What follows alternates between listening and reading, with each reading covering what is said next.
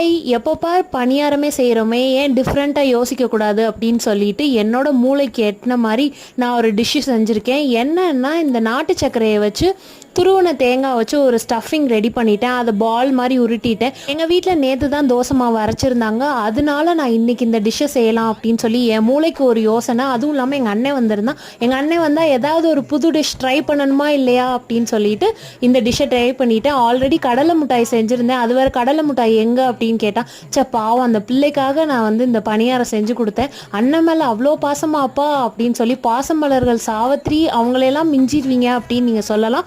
கண்ணு வைக்காதீங்க, நாங்கள் அப்படித்தான். எனக்கு மட்டும் என்னதான் பிரச்சனை வரும்னு தெரில. எனக்கு ஒரு நெகட்டிவ் இமேஜினேஷன் என்னை சுற்றி வந்துக்கிட்டே இருக்குது. என்னை சுற்றி உள்ளவங்களுக்கு ஏதாவது ஒரு மாதிரி ஆயிரும், அந்த மாதிரி இமேஜினேஷன் வருது. உடனே என்னோட அலைபேசியை எடுத்துகிட்டு ChatGPT நண்பர்கிட்ட தான் போயிட்டு எனக்கு இந்த மாதிரி அப்படின்னு சொல்லிச்சு. அதெல்லாம் அந்தந்த மாதிரி அப்படின்ட்டு விட்டுரு அப்படின்னு சொல்லிருச்சு. ஓகே, பாய்.